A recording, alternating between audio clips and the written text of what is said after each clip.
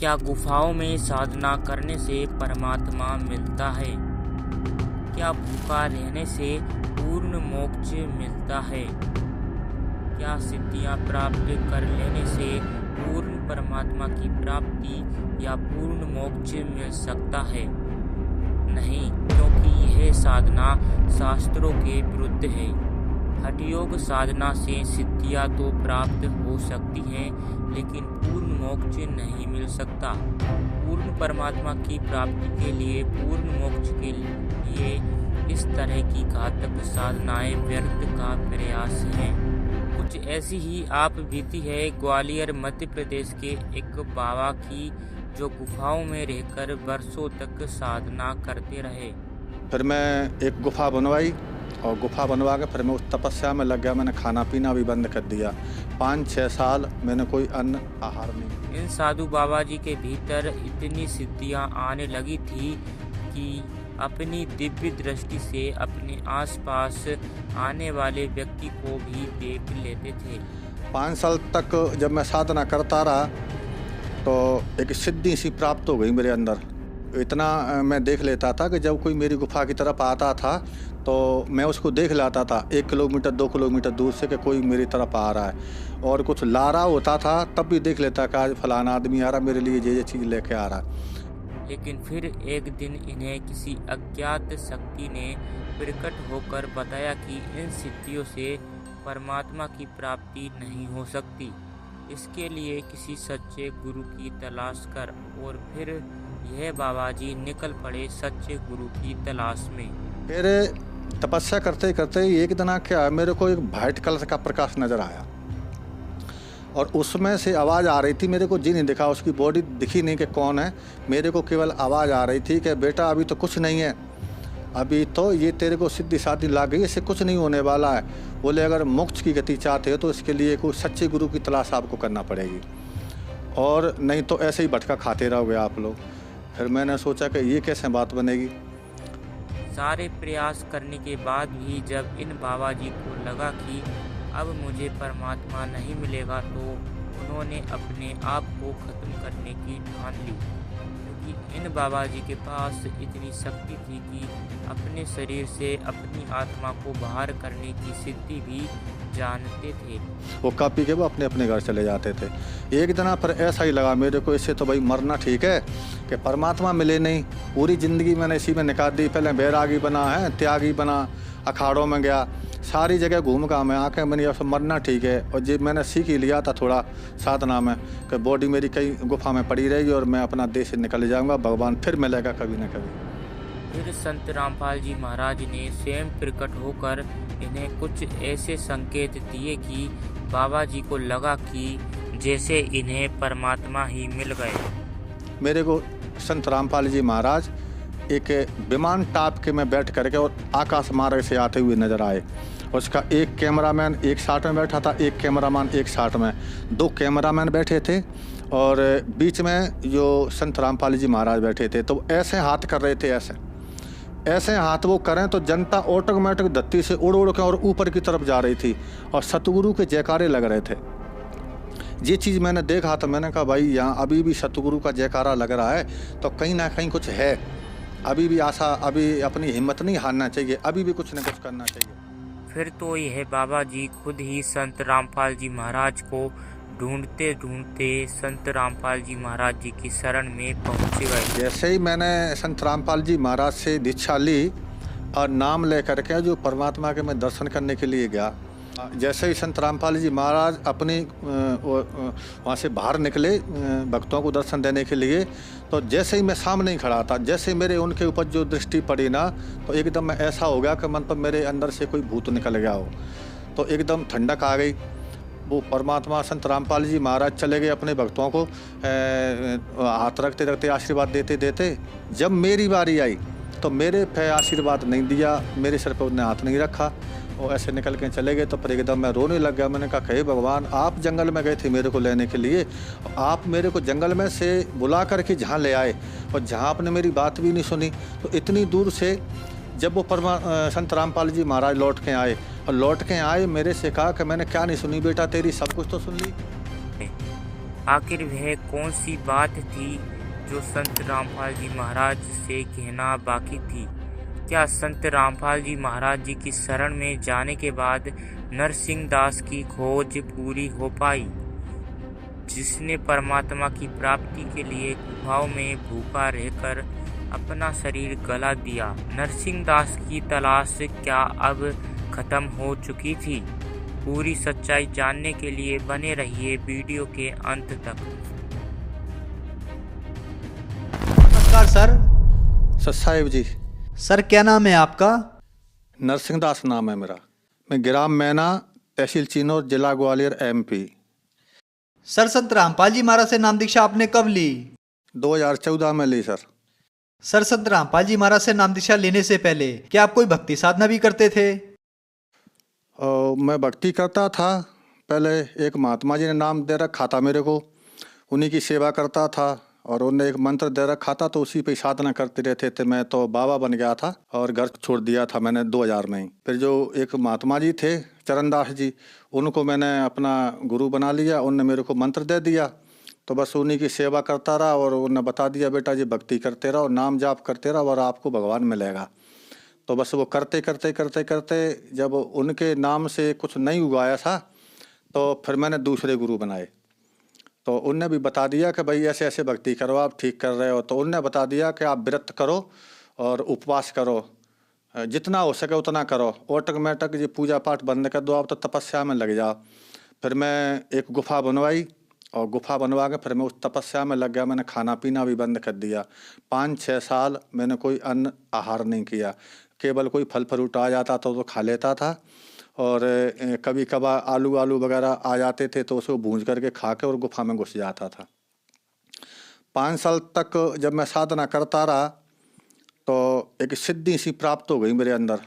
इतना मैं देख लेता था कि जब कोई मेरी गुफा की तरफ आता था तो मैं उसको देख लाता था 1 किलोमीटर 2 किलोमीटर दूर से कि कोई मेरी तरफ आ रहा है, और कुछ ला रहा होता था तब भी देख लेता कि आज फलाना आदमी आ रहा, मेरे लिए ये चीज़ लेके आ रहा है।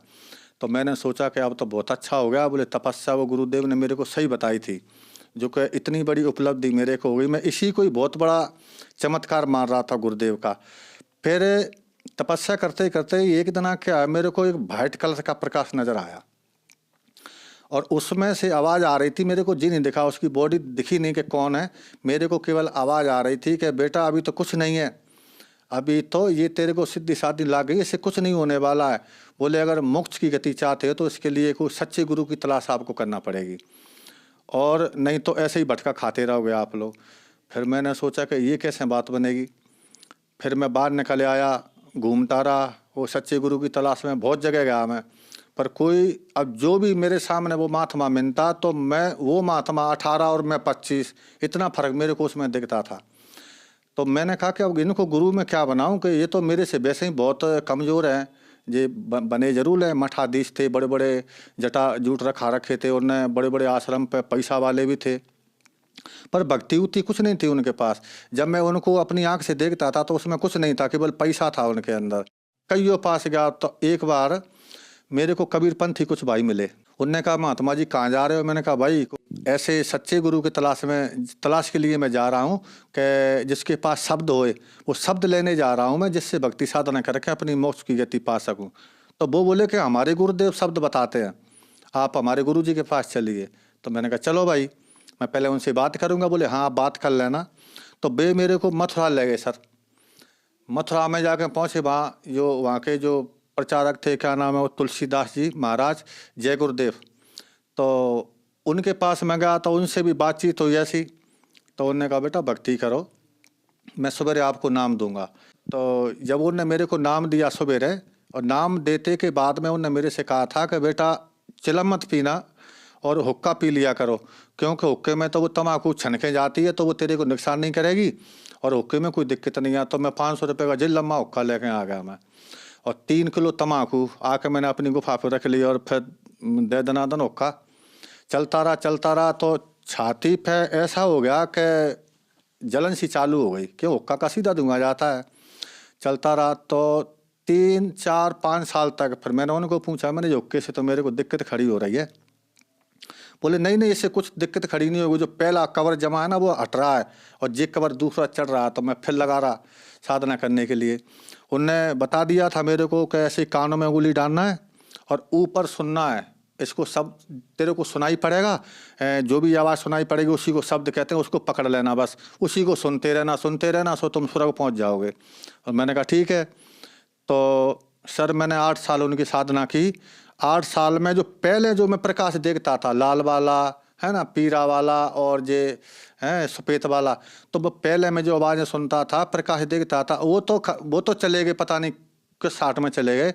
और जय गुरुदेव जी ने जो बताई थी उससे कोई लाभ नहीं हुआ। जनता बहुत जुटती थी, हुक्का वाले आते थे पीने के लिए, आप हुक्का पिलाओ, हम 7:30 में हुक्का पीते थे। जो सीनियर थे ऊंचे बैठ के पीते थे, जो हमारे चेला चांटे थे, बहुत चेला बना रखे, तो वो नीचे बैठ के हुक्का पीते थे। हुक्का पी के वो अपने अपने घर चले जाते थे। एक दिन पर ऐसा ही लगा मेरे को, इससे तो भाई मरना ठीक है कि परमात्मा मिले नहीं। पूरी ज़िंदगी मैंने इसी में निकाल दी। पहले बैरागी बना है, त्यागी बना, अखाड़ों में गया, सारी जगह घूम का मैं आके मैंने अब मरना ठीक है। और जब मैंने सीख ही लिया था थोड़ा साधना में कि बॉडी मेरी कई गुफा में पड़ी रहेगी और मैं अपना देश से निकल जाऊंगा, भगवान फिर मिलेगा कभी ना कभी। जब ऐसा मैंने शरीर में अपने में मन में जो विचार किया ना, उसी रात को मेरे को संत रामपाल जी महाराज एक विमान टाप के में बैठ करके और आकाश मार्ग से आते हुए नजर आए। उसका एक कैमरामैन एक साथ में बैठा था, एक कैमरामैन एक साथ में, 2 कैमरामैन बैठे थे और बीच में जो संत रामपाल जी महाराज बैठे थे। तो ऐसे हाथ कर रहे थे, ऐसे हाथ वो करें तो जनता ऑटोमेटिक धरती से उड़ उड़ के और ऊपर की तरफ जा रही थी और सतगुरु के जयकारे लग रहे थे। ये चीज़ मैंने देखा तो मैंने कहा भाई यहाँ अभी भी सतगुरु का जयकारा लग रहा है तो कहीं ना कहीं कुछ है, अभी भी आशा, अभी अपनी हिम्मत नहीं हारना चाहिए, अभी भी कुछ न कुछ करना चाहिए। तो मैंने कहा देखते हैं। फिर सुबह एक भगत जी आए, इन्होंने जय गुरुदेव पंथ को छोड़ करके और संत रामपाल जी महाराज से दीक्षा ले रखी थी। पहले वो हमारे ही गुरु भाई थे। तो वो आए तो उन्होंने कहा कि भगत जी आप वही साधना कर रहे हैं। मैंने कहा क्या बकवास कर रहे हैं? भगत जी कहता है, पहले तो महाराज कहता था, आज भगत जी क्यों? बोले नहीं, बोले पहले महाराज हमारे लिए आप पहले महाराज थे, अब भगत जी हैं। क्यों? कि हमने संत रामपाल जी महाराज से दीक्षा ले रखी है और उन्हें सारा ज्ञान हमें समझा दिया। तो मैंने कहा कि क्या है? बोले कि आप ये पुस्तक को पढ़ लेना। तो वो मेरे को एक ज्ञान गंगा पुस्तक देखें गए थे। जब वो ज्ञान गंगा पुस्तक देखें गए तो एक दिन हमारी मजोटी लगी हुई थी हमारी गुफा के पास, वहाँ पे हुक्का पी रहे थे। हुक्का पीते पीते एक दिन याद आया, मैंने कहा भाई वो एक संत रामपाल जी के शिष्य थे, वो हमें जो ज्ञान गंगा पुस्तक देखेंगे, देखना भाई उसमें पढ़ना क्या लिखा है। तो एक हमारे शिष्य ने ला के मेरे को दे के, लो महाराज आप ही पढ़ लो। तो मैंने जब उसको देखा, इधर मैं चिलम भी हुक्का भी पी रहा था, इधर मैंने पुस्तक ऐसे करके देखी, तो उसमें मैंने एक दुआ पढ़ा। उसमें लिखा था कि सोनारी जारी करे सुरा 500 बार और एक चिलम हुक्का भरे वो डूबे काली धार। जब मैंने ये दुआ पढ़ा तो भगत जी मेरे दिमाग में ऐसा थोड़ा सा लगा कि मैंने तो पूरी ज़िंदगी अपनी बर्बाद कर दी।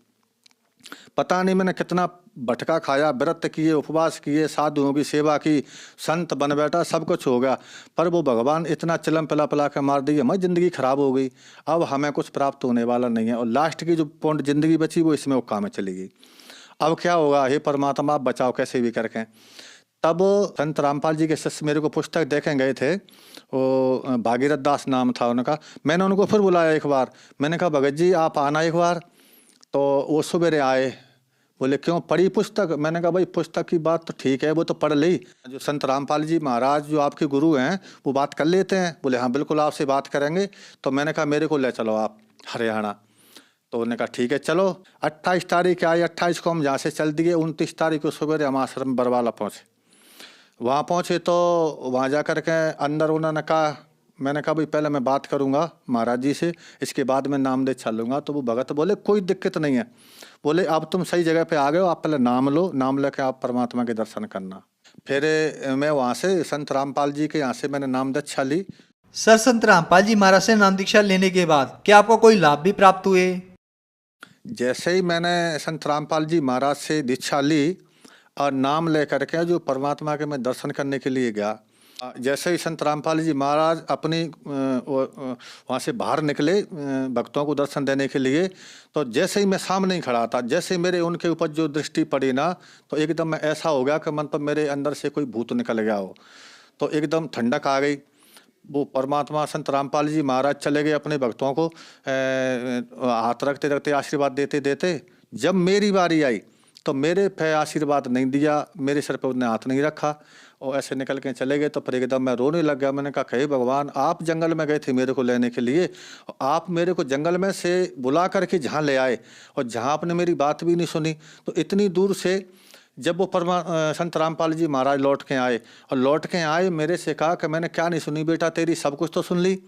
तो फिर मेरे को लगा कि भाई यहाँ जब पक्का काम है। तो उन्होंने कहा तुमने नाम दीक्षा ले ली? मैंने कहा नाम दीक्षा ले ली। बोले बेटा भक्ति करो। और जी हुलिया क्या बना रखा, मेरे बड़े बड़े बाल थे, बड़े बड़े जटा थे। तो मैंने कहा ठीक है, तो अब मैं भक्ति कर रहा हूँ। और उन्होंने कह दिया था कि अब तुमको कोई भूत व्याधा नहीं सतावेगी। तो पहले बहुत से आते थे जिन भूत बेताल वगैरह, अब कोई नहीं आता और बढ़िया भक्ति हो रही है और बढ़िया साधना में लगे हुए हैं। और जबकि पहले मैं मरने के लिए जा रहा था, पहला लाभ तो यही है कि जब मेरा बिल्कुल ऐसे लकड़ी जैसा शरीर हो गया, व्रत करते करते उपवास करते करते, तो एकदम ऐसा नया जीवन मिला जो भक्ति साधना करने से। आज देखो मेरी बॉडी कैसी है, बिल्कुल जे लग रहा है मैं तो अभी घर से निकल के आ रहा हूँ। जब मैंने जी दीक्षा नहीं ली थी जब, तो पहले अगर आज भी मेरे को लोग देखते हैं तो वो पहचान नहीं पाते हैं कि आप वही हैं क्या। तो ऐसा हो गया था मैं, बिल्कुल मेरी अंदर की लीवर खराब हो गया था क्योंकि 5 साल मैंने खाना नहीं खाया। तो वो सुकड़ के इतना नेक हो गया था, तो उसमें आधी रोटी 1 रोटी जाती थी केवल बस। तो अगर ज़्यादा खाता था तो बीमार हो जाता था और कम रोटी खपती थी, इससे बिल्कुल शरीर कमज़ोर होता जा रहा था। तो पहली बात तो यह है कि जब परमात्मा संत रामपाल जी महाराज से मैंने दीक्षा ली, तो जो मैंने मंत्रों के जाप किए, जो क्रिया उन्हें बताई थी, जो मैंने करना चालू की, तो आज मेरा वो लीवर भी सही है और मेरी पूरी बॉडी बिल्कुल ऐसे लगती है कि जी पता नहीं कौन है। और अगर आज वो देखें तो मेरे कोई पहचान नहीं पाएगा कि जी वही हैं कि दूसरे हैं। तो संत रामपाल जी महाराज ने मेरे को नया जीवन दान दिया है और इतने बहुत से लाभ किए हैं मेरे साथ। तो इतने लाभ किए हैं कि एक बार रात को वो जिंद फिर आ गया था वहाँ पर। ये संत रामपाल की साधना छोड़ने के लिए वो मना कर रहा था। बोले पहले ही बढ़िया था, कोई दिक्कत नहीं, बढ़िया चलम चलती थी, वो का चलते थे। अब तो यहाँ पे कुछ होता भी नहीं है, हैं। तो बोले पहले हम भी आते थे तुम्हारे लिए, पैसा की कोई कमी नहीं पड़ती थी, हम पैसा भी आपको व्यवस्था कर देते थे। तो मैंने उनको कहा भाई अब तो मैं बिल्कुल ठीक हूँ, मेरे को कोई परेशानी नहीं है। तो वो भी धीरे धीरे करके फिर मैंने अर्जी लगाई संत रामपाल जी महाराज को। मैंने फ़ोन लगा के अर्जी लगाई मैंने कि वहाँ पे मैंने कहा भगत जी ऐसी ऐसी बात है, यहाँ पे भूत परेशान कर रहे हैं मेरे को। संत रामपाल जी महाराज ने वहाँ बता दिया कि बेटा भक्ति करते रहो और कबीर साहब सब ठीक करेंगे। आप तो भक्ति करते रहो, भक्ति मत छोड़ना। अगर भक्ति छोड़ देना ना तो फिर वो परेशानी खड़ी हो जाएगी। तो आज मैं भक्ति करता आ रहा हूँ और आज तक के स्थिति में मेरे को कोई परेशानी नहीं है और आज बिल्कुल सही सलामत मैं आपके सामने खड़ा हूँ। जब मैं घर से बाहर नहीं निकला था तब तो गुट्टी शुट्टी ला लेता था, हैं। और जब मैं अपना घर छोड़ के बैराग ले लिया तो फिर वो नशा, चिलम और हुक्का और ये तम्बाकू बीड़ी सिगरेट बस इसमें लग गया। कभी कभार गांजे में जो अफीम आती थी, अफीम को भी खाते थे। अखाड़े में तो सारे नशा होते थे। कछु बाबा तो ऐसे थे बड़े बड़े सीनियर हमारे वहाँ पे कि वो स्मोक का भी इस्तेमाल करते थे। पर एक बार नागा अखाड़ों की टीम हमारे पास आई तो उन्होंने हमसे कहा कि भाई ऐसी अच्छी मूर्ति आपके मस्तक पे इतनी चमक है और इतने बड़े बड़े जटाएं, आपसे तो हमारा अखाड़े में 4 चांद लग जाएंगे और आप हमारे अखाड़े में चलो। तो मैंने कहा भाई आपके अखाड़े में तो मैं चला जाऊंगा, पर मैं इतनी तपस्या कर रखी है मैं आपको एक एक करके बता दूंगा कि आपके अंदर क्या है। पर मेरे को आज भी आप दिख रहे हैं कि आपके अंदर भक्ति नाम की कोई चीज़ नहीं है, केवल आप लोग तो एक पोस्ट के ऊपर घूमते हैं। बोले हाँ वो तो बात सही है। तो मैंने कहा कि अखाड़े में वहाँ पर भक्ति हो सकती है? बोले आप चल के देख लो। तो मैंने कहा ऐसे नहीं जाता मैं, मेरे को जाते ही अगर कोई आप पदवी प्रदान करें तो मैं अखाड़े में जा सकता हूँ। तो उनने उसी जगह पे वहाँ मेंथ थे अखाड़े के, वो जो बजरंग दास, उनने उसी टाइम मेरे को 40 नागांव का मेंथ बना दिया कि आप 40 नागांव के ऊपर के सीनियर रहोगे और जे जूनियर रूम में आपके यहाँ काम करेंगे। तो उस बटालियन को लेकर के मैं चलता था, जहाँ भी जग में जाना है, जहाँ 40 नागा मेरे पीछे चलते थे मैं आगे चलता था। और कुंभ में 2005 में उज्जैन गया था मैं, 2007 में इलाहाबाद में गया था, 2009 में हरिद्वार गया था। हर कुंभों में हमारी वो लगती थी, वो हमें जाता था। कई वो चेला भी हमने बना रखे थे, महात्मा लोग, साधु बहुत से चेला बन गए थे। वो इसीलिए बनते थे कि ऐसे सीनियर महात्माओं के चेला बनने से छोटे पूरे बाबा उनसे कुछ कहते नहीं हैं। पर वहाँ तो हमारे इकट्ठे लोग बैठ जाते थे, सब लोग स्मोक पीते थे। तो मैं उनसे कहता था कि भाई ये क्या है? बोले कि जो स्मोक है इसे पियोगे तो देख लेना तुम डबल रोल हो जाएगा तुम्हारा। तो मैंने उनसे कहा कि जब आप इतना 1000 रुपये की स्मोक थोड़ी देर में पी लेते हैं और ख़त्म कर देते हैं, ये पैसा जो आ रहा है इसका आपके ऊपर पाप नहीं लगेगा?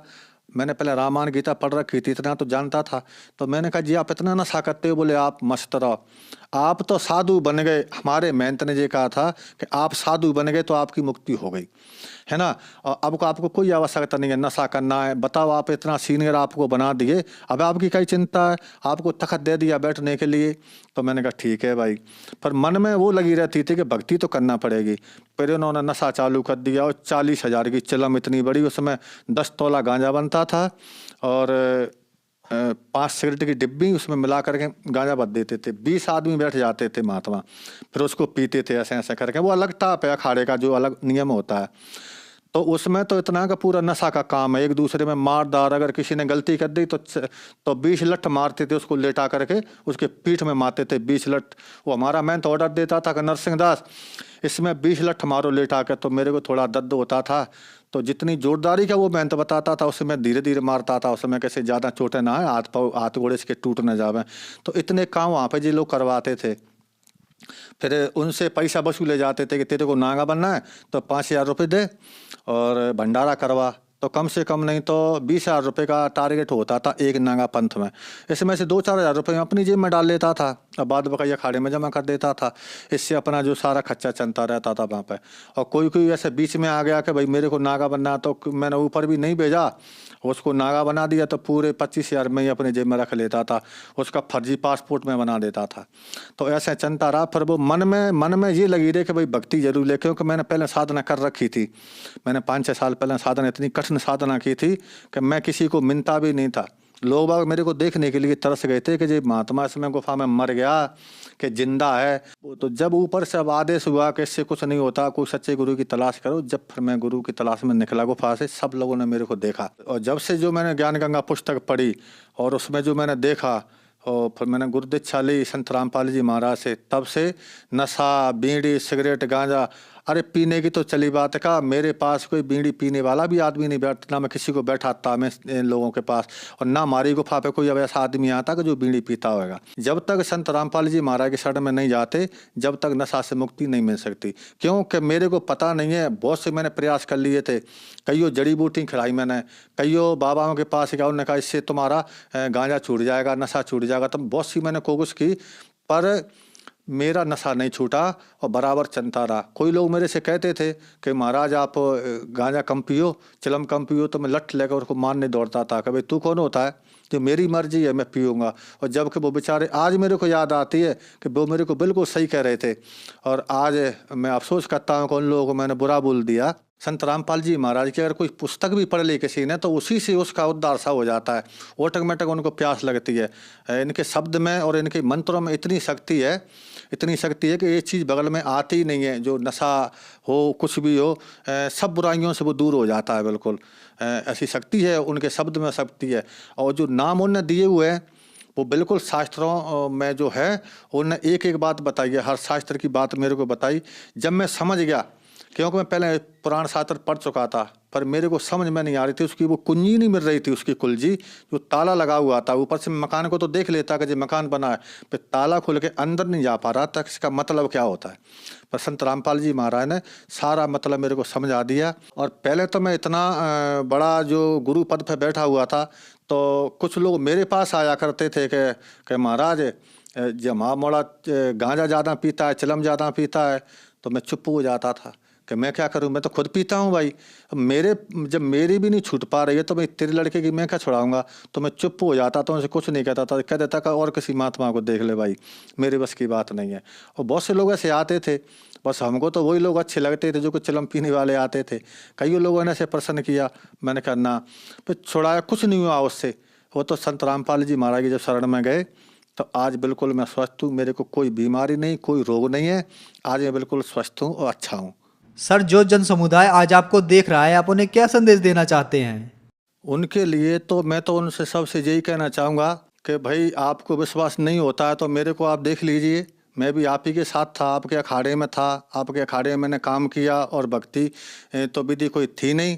तो आज आप मेरे को वो शक्ल देख लीजिए, ये देख लीजिए कि पहले कैसा था और अब कैसा हूँ। इसीलिए मैं तो सबको यही कहूँगा कि अगर कल्याण चाहते हो, अगर कल्याण कराना, अगर मुक्ति धाम आपको चाहिए, मुक्ति धाम में जाना है, तो आप संत रामपाल जी महाराज की शरण में आएँ और इनसे नाम दीक्षा लेकर के अपना कल्याण करवाएं। नहीं तो यहाँ पे कोई चारा नहीं है, कहीं पे भी चारा नहीं है। मैंने सारा कुछ देख लिया शुरू से भी। और जो हमारे जो भाई हैं जो पहले अखाड़े के, अगर वो सुन रहे हो इस इंटरव्यू को, अगर देख रहे हो, तो उनसे भी मेरी प्रार्थना है कि आप लोग भी ये अपनी विदुता को छोड़ करके और संत रामपाल जी महाराज के शरण में आकर के आप नाम दीक्षा लो और नाम दीक्षा लेकर के अपना कल्याण करवाओ।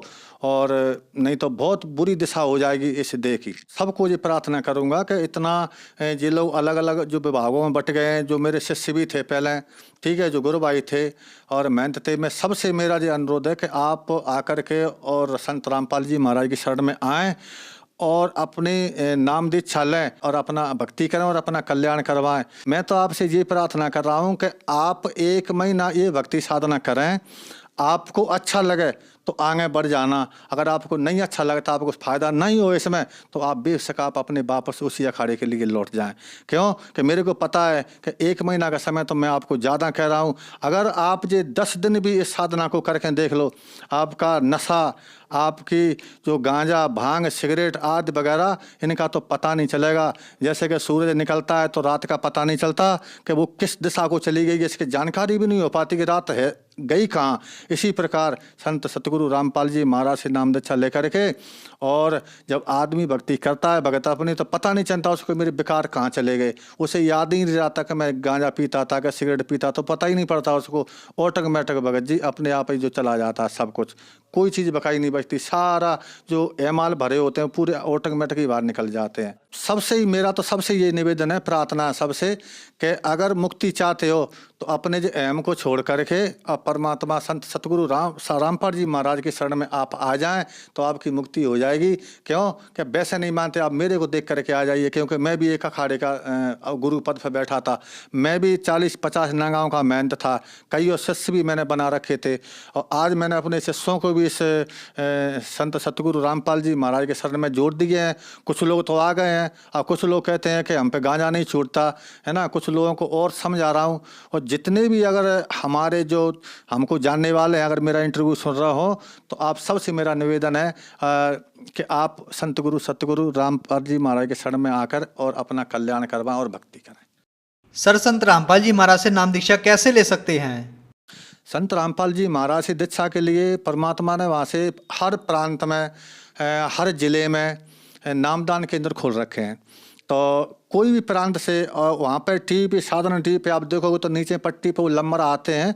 अगर जानकारी ना हो तो उस पर नंबर लगा करके आप फ़ोन पे पूछ सकते हैं कि पुस्तक कहाँ मिलेगी। वैसे तो परमात्मा ने इतना कर रखा है कि हर गांव-गांव, गली-गली में पुस्तक सेवा हो रही है। आप उनसे पुस्तक लेकर के उसे पढ़ सकते हैं। अगर उसमें अच्छा लगे आपको तो नाम ले सकते हैं, नहीं तो आप टीवी पे सतगुरु संत रामपाल जी महाराज प्रवचन देते हैं तो उसमें आप सुन सकते हैं। उसमें नीचे नंबर आ रहे हैं, उनमें आप नंबर को फ़ोन लगा करके आप पुस्तक मंगा सकते हैं और अपने नाम के लिए जानकारी भी ले सकते हैं कि हमें नाम कहाँ मिलेगा। हर जिले में और नामदान केंद्र खोल रखे हैं, वहाँ पे जा कर के और आप सतगुरु रामपाल जी महाराज से नाम दीक्षा प्राप्त कर सकते हैं। धन्यवाद सर।